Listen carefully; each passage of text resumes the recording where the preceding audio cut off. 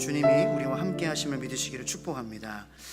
오늘 말씀의 제목은 부활 후 예수님께서 주시는 세 가지 메시지, 부활 이후 세 가지 메시지라는 제목으로 함께 은혜를 나누길 원합니다.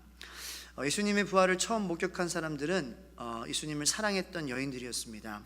그 중에서 요한복음에서는 막달라 마리아라는 여인이 등장을 하게 됩니다.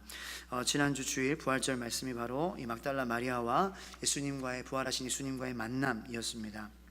근데 이 무덤에 막달라 마리아가 안식일 후 첫날 이제 동트기 전에 찾아가게 되죠.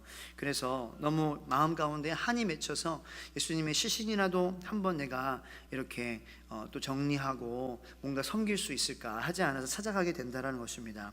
그런데 그 무덤에는 돌문이 굴러져 있고 무덤이 열려 있었고 그 무덤 안에 이렇게 들여다보니까 예수님의 몸이 시신이 없다는 것을 발견하게 되고 베드로와 요한에게 달려가서 그 사실을 고하게 됩니다. 그리고 베드로와 요한이 바로 달려와서 무덤 안을 살펴보게 되는 것입니다. 베드로는 역시 성격이 급한 그러한 사람이에요. 다혈질이에요. 행동에 먼저 앞서가는 사람이에요. 그래서 무덤 안으로 그냥 직진해서 들어가요. 근데 요한은 이렇게 무덤을 이렇게 안을 이렇게 보면서 들어가진 않습니다. 베드로가 예수님 부인하고 다운돼 가지고 이렇게 의기소침해 있지만 사람이 개버릇 자기 버릇 저기 남 못 준다고 지 버릇 남 못 준다고 금세 또 의기양양해 가지고 예수님의 무덤으로 그냥 직진해 가지고 들어가서 여기 예수님 안 계시잖아. 지금 그런 상황인 거예요. 그런데 그 안을 보니까 이 말씀을 보니까 세마포 예수님의 몸을 두르고 있던 그러한 이 천 조각들이 막 여기저기 널브러져 있어요. 머리를 쌌던 촛도 널브러져 있어요. 아니 누군가가 시신을 훔쳐갔다면은 그렇게 이 연출될 상황이 아닌데 그냥 이 시신을 누가 가져갔다라면은 왠지 그러한 지금 무덤 안의 모습은 이렇게 제가 설명드렸지만 누군가가 정리 못하고 옷을 그냥 이렇게 뭐 허물처럼 벗어놓고 학교 간 그러한 자녀들의 그러한 발자취 같이 그렇게 지금 보이는 거예요. 그러니까 부활 밖에는 정말 설명할 수 없는 그러한 연출이 지금 이루어지고 있는데 베드로와 요한은 어떻게 합니까? 집으로 그냥 의기소침하여 가게 된다는 것입니다. 자, 그런데 마리아는 그 무덤에 남아 있었어요. 베드로와 요한은 예수님이 없어지니까 이제 끝났다. 하지만 막달라 마리아는 그 자리에 계속 남습니다. 그 자리에 계속 남는다는 것은 우리가 그냥 대수롭게 넘길 만한 것이 아니에요. 굉장히 이 여인으로서는 용감한 행동이었어요. 감히 할 수 없는 행동이었어요. 왜냐? 예수님의 무덤을 일단은 지키고 있는 병사가 있었어요. 근데 그 다른 복음서에 보면은 그 병사가 이 아침에 잠에 깼는데 돌무덤에 그 문이 없어져 버리고 예수님의 시신은 없어져 버리고 그래서 아마 지금 아무도 없는 이 상황은 어떤 상황이냐면은 그 병사가 아마 상부에 보고를 하러 갔거나 아니면은 자기 목숨이 두려워가지고 도망을 갔거나 그런 상황일 거예요. 그러면 어쨌든 이 로마 그 관할에서 이루어진 것이 아니겠습니까? 병사들이나 아니면 뭐 이렇게 책임자나 그 사실을 알게 되면은 이 죄수의 시신이 없어진 것은 굉장히 큰 범죄 아닙니까? 우리의 그런 이 현대 사회에서도 시신을 이렇게 유기를 한다거나 어떤 뭐 훔친다거나 이것은 범죄예요, 범죄. 이때에는 더욱더 법이 엄하게 집행되던 시대입니다. 십자가에 누군가를 처형한다. 그것만 보면 알 수 있잖아요. 그래서 굉장히 그런 무서운 흉흉한 어려운 그런 상황 가운데에 여자가 자기의 목숨을 걸고 무덤을 지키는 거예요. 왜 목숨을 걸고 무덤을 지킵니까? 예수님을 그만큼 사랑하기 때문입니다. 사랑하는 힘이 그 사람이 어렵더라도 그 사람이 어려운 환경이더라도 어려운 그러한 여건이더라도 어려운 마음이더라도 그 자리에 남게 만드는 힘이 된다는 것입니다. 저는 여러분들의 마음 가운데 예수님을 향한 사랑이 크기를 예수님의 이름으로 축원합니다. 그래서 상황은 어렵고 환경은 어렵고 이렇게 정말로 도망가고 싶은 베드로와 요한은 도망갈 수밖에 없는 남자로서 도망갈 수밖에 없는 그러한 상황이었지만 내가 연약하지만 내가 부족하지만 내가 죄인이었지만 사랑 주님을 향한 사랑이 너무나도 크므로 그 자리에 어려운 자리에도 주님을 예배하고 주님을 찾는 자리에 있는 여러분들 되기를 축복합니다. 근데 그 사랑의 힘은 어디서 오느냐? 내가 얼마나 부족하냐라는 그러한 자기의 성찰에서 오는 거예요. 내 죄가 얼마나 큰지라는 그러한 묵상 가운데서 온다는 것입니다. 예수님의 십자가를 바라보며 예수님께서 맞아 나의 죄를 위해서 돌아가셨어 라는 그러한 마음이 크면 클수록 하나님을 향한 사랑이 크다라는 거예요. 막달라 마리아는 7 귀신들을 들였던 그러한 여인이었습니다. 그래서 자기 마음대로 정말로 동물처럼 살았어요. 인간처럼 살지 못했어요. 정말로 이 많은 죄 가운데의 삶을 살고 있었어요. 7 귀신이나 있었어요. 그런데 예수님을 만난 거예요. 다른 사람들은 다 천하게 여기고 귀신 들였다 여기고 격리시키고 손가락질하고 욕하고 그러한 마리아였지만, 예수님께서는 마리아에게 다가가시고 그 귀신을 내쫓으시고 다시 한번 소망을 주시고 사람으로서, 하나님의 사람으로서, 딸로서 살아갈 수 있는 희망을 주신 거예요. 얼마나 고맙겠습니까? 내가 귀신에게 끌려다니면서 못할 짓, 안 할 짓, 하지 말아야 될 짓 하면서 살았던 우리들인데 하나님께서 나에게 찾아오셨다. 그 사랑의 감동이 크니까 이 환경은 어려워도 내가 예배의 자리를 지킬 수 있는 거예요. 저는 끝까지 여러분들 그러한 막달라 마리아와 같은 하나님을 향한 큰 사랑, 내가 하나님 부족합니다, 내가 약한데 어찌 이런 약한 나를 사랑하여 주십니까? 약할 때 강함 되시네 나의 보배가 되신 주 나의 모든 것. 약할 때 강함 되신다, 주 나의 모든 것이라고 고백할 수 있는 그러한 이유는 내가 주님 약합니다, 내가 부족합니다, 내가 연약합니다, 내가 죄인입니다 라는 그러한 깨달음 가운데에 우리가 강한 믿음을 선보일 수 있다는 거예요. 여러분들의 믿음이 강한 믿음이 되기를 축원합니다. 그러면은 우리가 약함을 인정해야 돼요. 저를 위해서 많이 기도해 주세요. 저는 죄인이에요. 저는 부족한 목사예요. 여러분들의 기도 하나님께서 도와주시지 않으면 이 일을 감당할 수 없는 사람이에요. 우리 한 사람 한 사람이 우리의 약함을, 십자가를 바라보고 내 죄를 생각할 때에 나의 그러한 감동이 커지는 거예요. 사랑이 커지는 거예요. 그래서 마리아는 그 무덤을 떠날 수가 없는 거예요. 언제고 로마 병사들이 닥칠 수 있는데, 자신의 목숨이 위태로운데 마리아는 그 자리를 지켰습니다. 그 서성거리다가 울면서 그때 누구를 만나요? 천사를 만나는 거예요.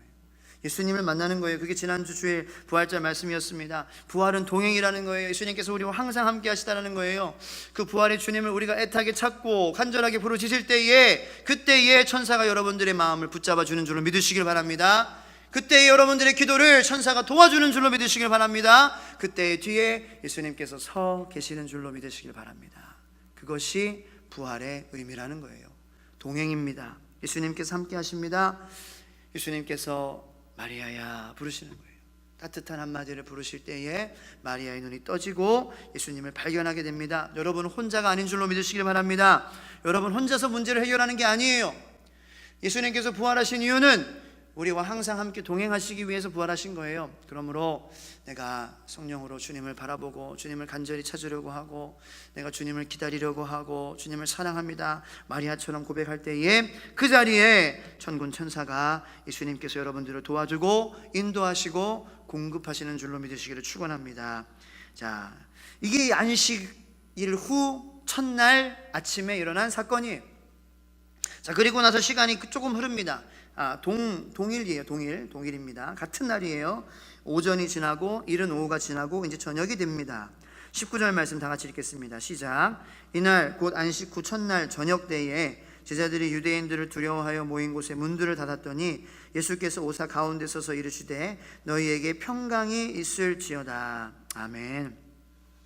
자, 동일하게 안식일 후 첫날입니다. 아침의 시간이 지났고요, 점심, 오후 시간이 지났어요. 그런데 제자들의 마음은 복잡한 거예요.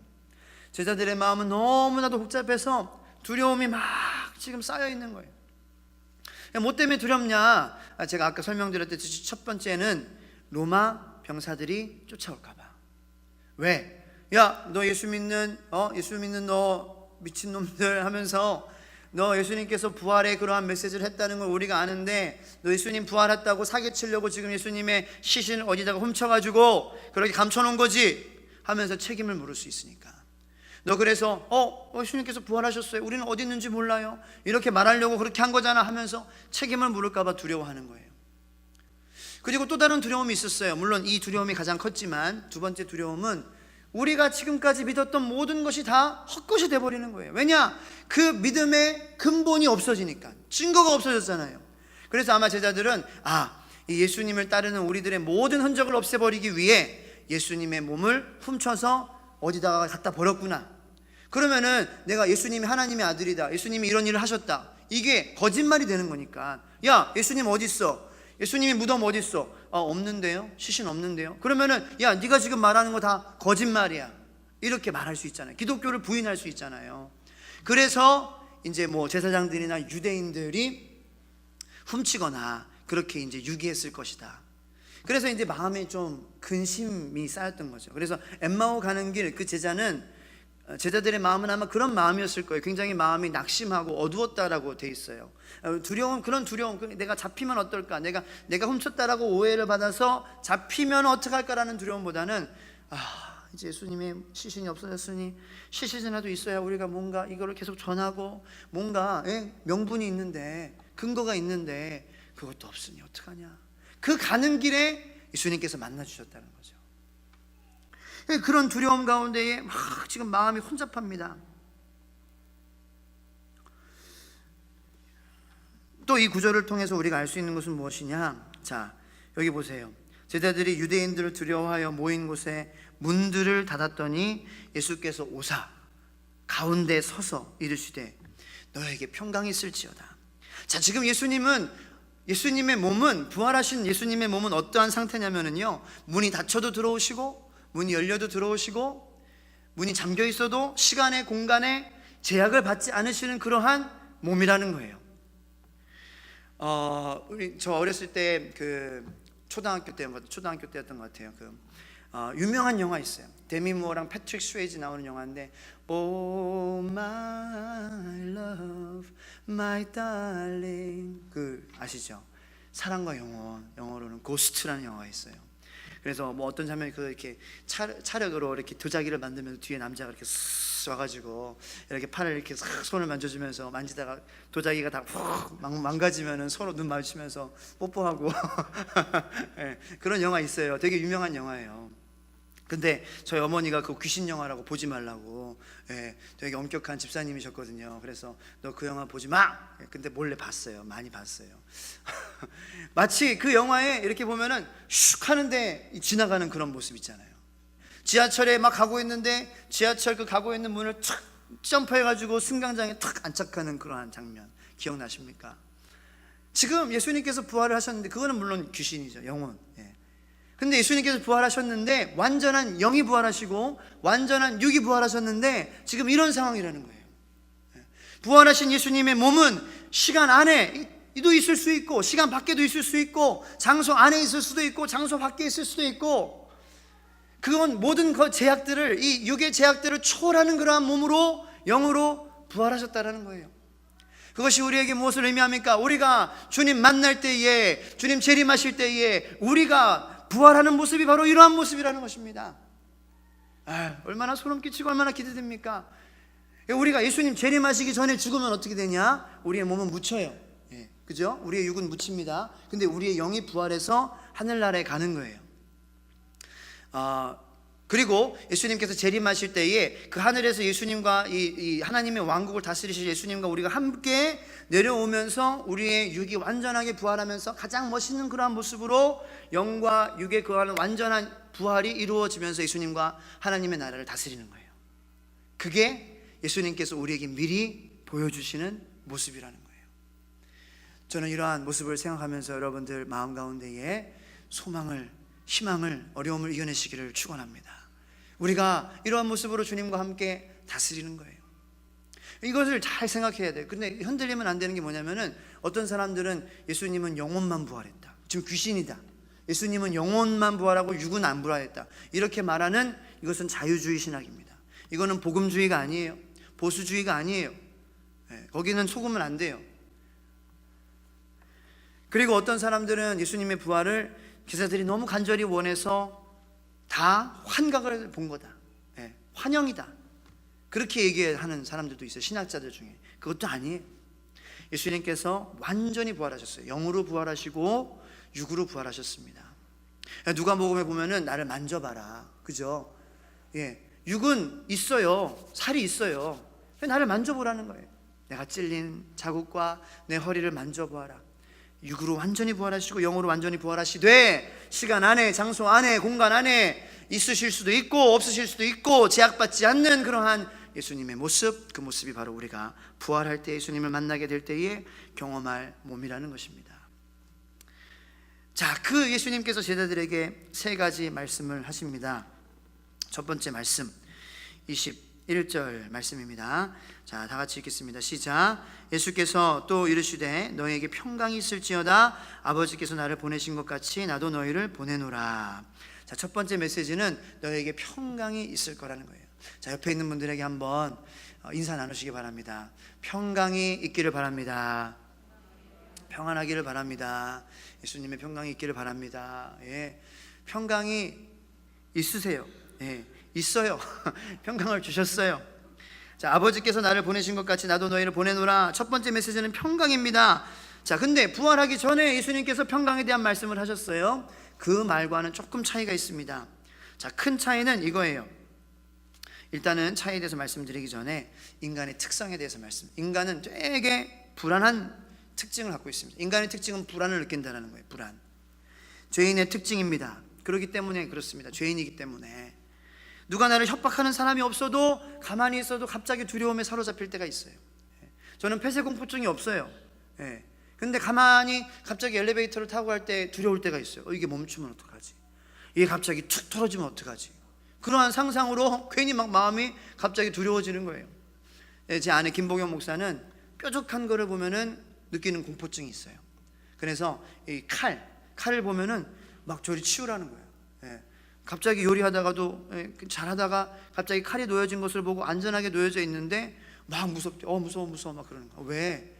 이 칼이 막 땅에 떨어져가지고 발에 꽂히는 상상을 한대 자기는. 그래서 이 뾰족한 것에 대한 공포증이 있습니다. 실제로 존재해요. 영어로는 무슨 포비아라 그러는데 무슨 포비아 포비아가 있으면 다 공포증입니다. 세상에 별의별 포비아가 다 있습니다. 거미 포비아, 먼지 포비아, 무슨 하면 모자 포비아, 다 마스크 포비아, 있는 거는 다 있는 거예요. 그러니까 보면은 무슨 벽돌 포비아, 그러니까 말도 안 되는 그러한 공포증이 얼마나 많은지 수만 가지의 공포증이 존재합니다. 여러분들 마음도 한번 돌아보세요. 나에게도 이런 좀 무서워하는 거, 그런 게 있을 거예요. 그게 왜 그러냐? 인간이기 때문에 그래요. 유한하기 때문에 그렇고, 우리가 죄인이기 때문에 그렇습니다. 우리가 불안해하는 거예요. 혼자 있을 때는 혼자 있어서 두렵고, 같이 있을 때는 상처받을까 봐 두렵고, 어디다 장단을 맞춰야 될지 모르는 거예요. 항상 두려움이 내 마음을 엄습한다라는 것입니다. 고난이 있어서 두려움이 있기도 하지만 그냥 존재 자체가 두려운 거예요. 그래서 좀 평안히 발 뻗고 잤으면 좋겠다, 불면증에 시달리는 그러한 분들도 많이 계시지 않습니까? 예수님께서 십자가를 지시기 전에 그러한 저희들에게 말씀을 해주셨어요. 약속의 말씀을 해주셨어요. 요한복음 14장 1절 말씀에도 제자들이 불안했습니다. 예수님께서 자꾸 어딘가를 가신다고 하니까 마음이 불안해지는 거예요. 그런 제자들에게 예수님께서 말씀하세요. 너희는 마음에 근심하지 말라. 하나님을 믿으니 또 나를 믿으라. 14장 27절에 평안을 너희에게 끼치노니 곧 나의 평안을 너희에게 주노라. 내가 너희에게 주는 것은 세상이 주는 것과 같지 아니하니라. 너희는 마음에 근심하지도 말고 두려워하지도 말라. 16장 33절에 이것을 너희에게 이르는 것은 너희로 내 안에서 평안을 누리게 하려 함이라. 세상에서는 너희가 환난을 당하나 담대하라. 내가 세상을 이기었노라. 이 주님의 한마디가 얼마나 큰 위로가 되겠습니까? 그런데 이 모든 말씀은 약속의 말씀이에요. 평안을 약속하신다라는 거예요. 내가 너에게 평안을 주겠다. 그 평안은 너희들의 마음의 근심을 이길 수 있고 두려움을 이길 수 있어. 그 평안은 너희가 환난을 당하나 담대하게 할 수 있는 그러한 평안이야. 그러한 평안을 주님께서 약속하셨어요. 십자가 전에는 약속인데 지금 부활 이후에는 예수님께서 말씀하시는 그 평강은 성취라는 거예요. 그것에서 주님의 평강이 부활 전과 후가 다르다라는 것입니다. 약속의 평강과 성취의 평강은 다르다라는 거예요. 주님은 우리에게 평강을 약속하셨습니다. 존재가 불안한 우리들에게 평강을 주실 것이다라는 약속이에요. 그런데 이제는 그 성취된 평강을 우리에게 주셨어요. 그래서 마태복음에서 예수님께서 제자들을 딱 만났을 때에, 처음 만났을 때에 하시던 말씀이 부활 후에 평안하냐 이렇게 말씀하셨어요. 정말로 이 네 글자로 딱 모든 것들이 다 이렇게 안에 포함이 되어 있지 않습니까? 평안하냐? 이렇게 빈정거리면서 하진 않으셨을 거예요. 예수님이 평안하냐 아들아, 내가 평안을 너한테 줬는데 너 그 평안을 받았냐? 너 지금 평안하냐? 내가 부활했는데 내 평강이 이제 성취됐는데 너 그 평강을 받고 있냐? 네 안에 있어? 물어보시는 거예요. 그런 평강을 누리시기를 축복합니다. 우리 인생은 떠날 때까지 오는 것이 우리 인생에서 세상 떠날 때까지 오는 것이 그러한 불안이 걱정이에요.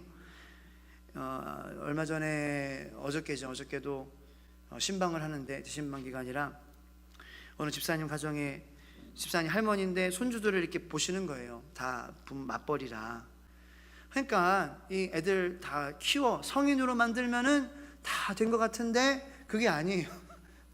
또 결혼시켜야 되죠. 그럼 또 걱정이라는 거예요. 근데 결혼하고 나서도 결혼됐다 그러면 고생 끝. 이제 나는 호강해야 되겠다. 자녀들이 나한테 잘해줘야 되겠지. 그런데 손주들을 봐줘야 되는 거예요. 이제 새로운 그러한 이 고생이 시작되는 거예요. 그러니까 다 키워놓고 장가 시집 다 보내놓고 자식도 이제 손주들 다 내어놓고 해도 고생이 끝나지가 않는 거야. 이 고생은 계속되는 거예요. 계속. 그게 인생이라는 거예요. 그 자녀에 대한 그러한 걱정, 그러한 그 염려, 내가 눈 감을 때까지 뭐 어디 가겠습니까? 뭐 자녀가 손주들이 잘한다고 해도 자녀가 속 안 썩이겠습니까? 그게 우리의 인생이라는 겁니다. 그 고난이 끝나기를 원합니다가 아니라 이 고난을 내가 잘 견디게 하여 주시옵소서. 그러므로 우리에게는 그런 기도가 필요하다는 것입니다. 주님께서 약속하신 평강, 주님께 간구하시어서 우리의 고난이 끝나지 않는 인생 가운데에 주님의 평강을 누리시기를 예수님의 이름으로 축원합니다. 약속된 평강이 이제 실현되었습니다. 기도해서 받으시면 되는 거예요. 누리시면 되는 거예요. 나의 평강으로 삼으시면 되는 것입니다. 자, 예수님께서 그 말씀을 하실 수 있는 근거는 20절 말씀. 자, 다 같이 읽겠습니다. 시작. 이 말씀을 하시고 손과 옆구리를 보이시니 제자들이 주를 보고 기뻐하더라. 자, 손과 옆구리를 바라라는 것은 내가 십자가를 지었다. 내가 너의 십자가를 대신 지었으므로, 내가 죽었으므로, 내가 부활했으므로 너를 위해서, 그러므로 네가 평강을 누려라. 그렇게 말씀하시는 거예요. 우리 평강의 근거가 어디 있습니까? 예수님이 우리를 대신하여 주신 십자가, 우리의 죄, 우리의 고난, 우리의 상처, 우리의 어려움을 위해서 대신 지신 그 십자가, 그 십자가를 바라보고 주님을 바라보고 나의 연약함을 고백하며 그 주님의 부활의 영광에 동참할 때에 우리의 기쁨이 커지는 것이요, 영광이 우리 마음 가운데 충만한 것이요, 주님의 평강이 우리 마음 가운데 임하는 것이요, 고생 많고 고난이 많고 어려운 세상이지만 그 평강으로 이기시는 여러분들이 될 것이라는 것입니다. 그렇게 될 줄로 믿습니다. 두 번째 메시지는 뭐냐? 평강이 있을지어다. 첫 번째. 두 번째는 내가 너희를 보낸다라는 거예요. 21절 말씀 다 같이 읽겠습니다. 시작. 예수께서 또 이르시되 너희에게 평강이 있을지어다. 아버지께서 나를 보내신 것 같이 나도 너희를 보내노라. 이 말씀을 사실 하시기 위해서 제일 먼저 평강이 성취되었다, 내 능력은 이미 이루어졌다 말씀을 하시고, 그 말씀에 근거해서 너에게 평강이 있으므로, 너에게 능력이 있으므로 내가 이제 너를 보낸다, 너 이제 가라, 보내시는 겁니다. 구원 이후의 메시지는 파송이라는 것입니다. 우리 한 사람 한 사람을 보내시는 거예요. 그러므로 크리스찬의 삶을 산다, 내가 기독교인이다, 하나님의 사람이다, 하나님을 믿는다라는 것은 예수님께서 나를 보내신다라는 것이며, 그 보내심에 합당한 삶을 주님께서 가라고 명령하실 때 우리는 가는 삶을 사는 것이 바로 우리의 목적이라는 거예요. 일단은 하나님께서 우리에게 많은 축복을 주십니다. 재정도 주시고요, 가족도 주시고요, 건강도 주시고요. 일단은 첫 번째는 우리를 위한 거예요. 우리가 걱정이 많고 염려가 많고 그렇게 불안하니까, 병들었으니까, 저주가 있으니까 예수님께서 우리를 위해서 그 평강을 누리기 위해서 그것들을 다 정리해 주시는 거예요. 그러나 우리가 예수 믿고 축복받는 이유는 그 다음에 이루어져야 될 것은 파송이라는 거예요. 우리가 그렇게 저주가 풀리고 축복을 받게 되고, 우리가 잘 먹게 되고 잘 살게 되고 잘 걷게 되고 잘 도울 수 있게 되고 이렇게 된 것은 우리가 잘 먹고 잘 살기 위함이 아니라 우리에게 평강이 와서, 능력이 와서 이제는 주님을 위해 나가라는 그러한 사명을 감당하기 위해서 우리가 이렇게 살아있다라는 거예요. 건강한 이유, 우리에게 능력이 있고 권력이 있고 나쁘다는 게 아니에요. 돈이 있고 나쁘다는 게 아니에요. 근데 그 이유가 뭐냐? 그냥 세상적인 것을 쫓으면서 사는 것이 아니라 계속 그러한 그것만 위해서 그것을 더 축적시키고 더 많이 쌓기 위해서 사는 것이 아니라 그것으로 하나님의 사명을 감당하라고 주님께서 허락하여 주신 것이라는 것입니다. 왜 돈이 있습니까? 자랑하라고 준 게 아니에요. 하나님께서 우리에게 돈 주실 때에 애들 먹이고 살리고 키우고 양육하고 기본적으로 이것은 누구나 다 해야 되는 거예요. 그것을 다 해야 되는 것입니다. 합니다. 근데 그렇게 하고도 돈이 남잖아요. 어떤 사람은 잔병 하나 걸리지 않습니다. 감기 한 번 걸리지 않아요. 그러한 건강이 있습니다. 근데 건강한 게 문제가 아니에요. 돈이 있다는 게 문제가 아니에요. 그것 가지고 뭐 하냐라는 게 문제예요. 그것 가지고 내 욕심을 이루기 위해서 내가 산다면 그것이 문제인 것입니다. 그 건강으로 내가 주님의 사명을 감당하지 않고 이렇게 뭐 동호회 활동하는 것만 이렇게 막 한다거나 해. 그냥 뭐 운동하는 건 뭐 몸도 키우는 건 뭐 나쁜 게 아닌데 너무 그것을 위해서만 하면은 그것이 문제라는 것입니다. 좋은 건강으로 자기 즐기고 오래 살기 위해서 건강이 있냐라는 것입니다. 아닙니다. 건강이 우상이 되면 안 될 줄로 믿습니다. 돈이 우상이 되면 안 될 줄로 믿습니다. 하지만 돈이 있어야 돼요. 명예가 있어야 돼요. 그런데 거기에 하나님께서 당신을 두신 목적이 무엇입니까? 그 목적을 잃어버리면 인생이 방황이라는 거예요.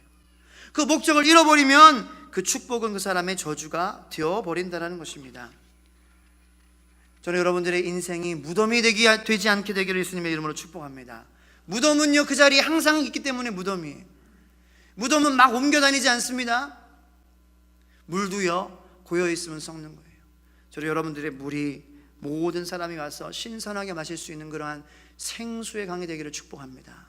그렇게 되기 위해서는 주님이 주신 축복을 우리의 사명을 위하여서 흘러내버려야 된다. 흘려내버려야 된다. 그렇게 떠나는 연습을 잘 하다가 돈에 대한 마음 떠나고 뭐 세종시를 떠나라는 말씀이 아닙니다. 오해하시지 마시기 바랍니다. 이사 가라는 게 아니라 우리의 마음, 우리의 생각, 우리의 정신, 주님께서 가라고 하는 그곳으로 떠나는 거예요. 내 생각이 여기 이 자리 세상의 것에 안주하거나 붙잡혀 있지 않고 내 세상이 저 사람을 향해서도 떠나고 오늘은 이 사람을 향해서 떠나고 오늘은 여기 이 사역을 위해서 떠나고 내가 이 사역을 위해서 떠나고 그러다가 마지막에 세상을 잘 떠날 수 있는 거예요. 이 세상을 잘 떠나는 사람은요, 그런 연습을 잘한 사람들입니다. 미련이 없는 거죠. 이 죽음, 영생의 문이 열리는 그러한 죽음. 내가 하나님 지금까지 잘 떠나게 해주셔서 감사합니다. 내가 주님께로 내 영혼을 맡깁니다. 그렇게 떠나는 훈련을 잘하셔서 마지막에 세상을 잘 떠나는 우리 모두가 되기를 축복합니다. 그 마지막에 그런 모습도 참 그렇게 떠나가기를 원해요. 저는 가끔씩 상상해요. 내가 어떻게 세상을 떠나고 싶을까? 어떻게 죽고 싶을까? 그래서 제가 생각했던 이상적인 가장 그러한 모습은 저녁에 찬양 기도회 하면서 이렇게 눈을 감는 거예요. 그럴까? 근데 저는 좋겠지만 이 사람들 놀라겠죠? 죽었어 한국 사람 죽었어. 근데 저는 그렇게 죽는 것보다 더 좋은 죽음 없다고 생각해요. 실제로 물론 이제 은퇴하고 죽겠죠. 뭐 그렇게까지 뭐 찬양기도를 저를 시켜주겠습니까? 다 늙어 빠져가지고 백발의 할아버지가 돼서 누가 찬양기도를 시켜주겠어요? 세종천성교회에서. 그렇게 우리가 자꾸 갇혀있지 마시기 바랍니다. 세종시에 갇혀있지 마세요. 한국에 갇혀있지 마세요. 하나님은 한국만 만들지 않았어요. 세종시만 만들지 않았어요. 온 천지만물을 다 지으신 하나님이신 줄로 믿으시기 바랍니다. 그럼 우리가 마음을 크게 가지고 여기도 떠나고 또 오늘 하루는 저기도 떠났다가 우리의 마음을 자꾸 안주하지 않고 떠나야 돼요. 모세에게도 말씀하셨어요. 너는 애굽으로 떠나라. 애굽에서 약속의 땅으로 떠나라. 아브라함에게도 말씀하셨어요. 너희 친척 아비의 집을 떠나 내가 보여줄 약속의 땅으로 가라. 요셉도 떠났죠. 다니엘도 떠났죠. 다윗도 떠났죠. 사도 바울도 떠났죠. 예수님 믿는 사람의 공통점은 떠나는 거예요. 우리는 안 떠나려고 해요. 안 떠나려고 하니까 조금만 변화해도 민감해지는 거예요. 떠나는 거에 익숙하지 않으니까 조금만 그런 어려움이 와도 막 힘들어져가지고 난리가 나는 거예요. 저는 자랑은 아니지만 그래도 이사를 많이 가서 그런 변화에 조금은 무덤해요. 저는 영어권 나라에만 한국말 하는 나라, 영어권 하는 나라 어디든지 저는 그냥 딱 떨어뜨려 놓으면 잘 살 수 있을 것 같아요. 네, 그런 마음을 주셨어요. 그런 경험을 주셔가지고 한국에서 호주로 떠났죠. 호주에서 한국으로 다시 와서 한국에서 미국으로 떠났죠. 미국에서 한국으로 다시 와서 한국에서 영국으로 떠났죠. 영국에서 세종시로 왔죠. 처음에 호주나 미국에 갔을 때는 마음이 두려웠어요. 그런데 그런 자꾸 떠나는 삶을 반복하다 보니까 이제 영국에서 세종으로 올 때는 마음이 두렵지 않았어요. 아무 연고도 없어요. 그냥 교회가 성도님들이 200분이 준비된 게 아니에요. 그냥 가서 만나고 시작을 해야 되는 그런 상황인 거예요. 그래서 처음에 이제 저희 9명이 예배를 드렸어요. 가정교회에서. 그런데 그러한 사실을 알고 있었죠. 그럼에도 두렵지가 않았다라는 것입니다. 자, 마지막 메시지입니다. 예수님께서 우리에게 주시는 메시지 22절로 23절 말씀 다 같이 읽겠습니다. 시작. 이 말씀을 하시고 그들을 향하사 숨을 내쉬며 이르시되 성령을 받으라. 너희가 누구의 죄든지 사하면 사하여질 것이요 누구의 죄든지 그대로 두면 그대로 있으리라 하시니라. 아멘. 자, 예수님께서 가라고 명령하시고 마지막으로 놀라운 메시지를 주십니다. 그것은 성령을 받으라는 거예요. 자, 이것도 평강과 마찬가지입니다. 예수님이 부활하시기 전에는 성령을 약속하셨어요. 요한복음 14장 16절 17절 말씀에 내가 아버지께 구하겠으니 그가 또 다른 보혜사를 너희에게 주사 영원토록 너희와 함께 있게 하리니 그는 진리의 영이라. 너희 세상은 능히 그를 받지 못하리니 이는 그를 보지도 못하고 알지도 못함이라. 그러나 너희는 그를 아나니 그는 너희와 함께 거하시며 또 너희 속에 계시겠습니다. 그런데 제자들이 이것을 알아듣지 못했어요. 보혜사가 무엇인지, 진리의 영이 무엇인지, 그분이 우리 안에 거한다는 건 또 무슨 말인지 이해가 안 되는 거예요. 또 예수님께서는 26절에 말씀하세요. 14장 보혜사 곧 아버지께서 내 이름으로 보내실 성령. 16장 7절 8절 그러나 내가 너에게 실상을 말하노니 내가 너에게 떠나가는 것이 유익이라. 떠나가지 아니하면 보혜사가 너에게로 오시지 아니할 것이요. 16장 13절 14절 그러나 진리의 성령이 오시면 그가 너희를 모든 진리 가운데로 인도하시리니 그가 스스로 말하지 않고 오직 들은 것을 말하며 장래일을 너희에게 알리시리라. 모두 십자가 사건 전에 예수님께서 제자들에게 하신 성령에 대한 말씀이십니다. 왜 이렇게 많이 말씀하셨을까요? 중요하기 때문에 그래요. 결정적인 것이기 때문에 그렇습니다. 왜 결정적입니까? 우리의 믿음, 예수님의 십자가, 예수님의 죽으심, 예수님의 부활하심, 이것이 성령님으로는 믿어지지가 않다는 거예요. 이것이 성령님이 아니고서는 우리 마음 가운데에 우리의 십자가로 받아들이지 않는다는 거예요. 안에 성령님께서 계시기 때문에 저 십자가가 나에 대한 십자가였다, 내 죄를 위한 십자가였다라는 게 믿어지는 거예요. 그게 믿어져야 부활이 기쁨이 되죠. 부활이 능력이 되죠. 부활의 기쁨을 같이 공유하죠. 주님과 함께. 십자가가 내가 성령님으로 말미암아 내 십자가, 내 죄, 내 연약함, 내 부족함, 나를 구하시기 위한 십자가라는 것이 이해되지 않으니까 부활절에도 기쁨이 없는 거예요. 부활절은 그냥 1년에 어떤 연례 행사로밖에 여겨지지 않는 거예요. 아, 달걀 먹는 날이구나, 무슨 큰 행사의 날이구나, 그런 것밖에 엮여지지 않는 그러한 성도님들이 교회에 있을까요? 없을까요? 있어요. 하지만 저는 세종천성교회 모든 성도님들이 성령님으로 말미암아 십자가의 감격과 십자가의 그러한 예수님의 보혈로, 그것이 나를 위한 보혈이다, 나를 향한 희생이다, 나를 향한 사랑이다, 나를 향한 그 신실하십니다. 그러므로 그 부활의 영광의 기쁨이 여러분들의 삶 가운데 항상 함께하기를 축복합니다. 성령님으로, 성령님이 안 계시면 믿음도 없고요, 십자가도 모르고요, 부활도 모르고요, 말씀도 이해가 안 되고요, 찬양에도 감동이 없고요, 눈물도 안 나고요. 우리가 눈물 흘릴 수 있는 것, 우리가 웃을 수 있는 것, 우리가 할렐루야 하면서 어려운 상황 가운데서 찬양할 수 있는 것, 성령님께서 내 안에 계시기 때문이라는 거예요. 여러분들 마음 가운데 성령님이 계시는 줄로 믿으시길 축복합니다. 평강을 누리시길 바랍니다. 그 주님의 평강이 여러분들에게, 부활하신 예수님에게, 예수님을 통하여서 성취됐음을 믿으시길 바랍니다. 이제 성령도 예수님께서 말씀하세요. 받아라. 영어로는 여기 성령 받아라, receive, 받아. The Holy Spirit, 성령을 받아라. 성령을 받아야 되는데 우리가 어떻게 받아야 돼요? 그냥 받으면 돼요. 뭐 특별한 방법이 없어요. 주님, 성령 주시옵소서. 고백하면은 주님께서 주시는 거예요. 마치 안경점에서 이렇게 이게 성령님이 이렇게 앞에 있는 거예요. 성령 딱 주면은 예 감사합니다. 그냥 받는 거예요. 내 마음 안에 이제 내게 되는 거예요. 안경점에서 안경을 탁 여기 안경 여기 있습니다. 그럼 받잖아요. Receive the glasses 받아요. 그거 딱 쓰는 거예요. 성령님 탁 받았을 때에 안 보였던 것들이 보이게 되는 역사가 있게 될 줄로 믿습니다. 어두움이 빛으로 변하는 역사가 있게 될 줄로 믿습니다. 더 잘 보이게 되는 은혜가 있게 되는 것입니다. 성령 받으시기를 축복합니다. 눈을 뜨게 해주실 것입니다. 당신을 인도하실 것입니다. 미래를 보여주실 것입니다. 하나님께서 말할 수 없는 은혜를 베풀어 주실 줄로 믿습니다. 기도가 달라지는 거예요. 찬송이 달라지는 거예요. 말씀을 읽을 때에 그 감동이 달라지는 것입니다. 배부르면은 몸의 변화가 오듯이 지금 저 배불러가지고 자꾸 트름 나고 설교하는데 힘들어. 점심 먹으면 요새 배부르면 항상 졸려요. 잠깐 조금 그래서 누워야 돼요.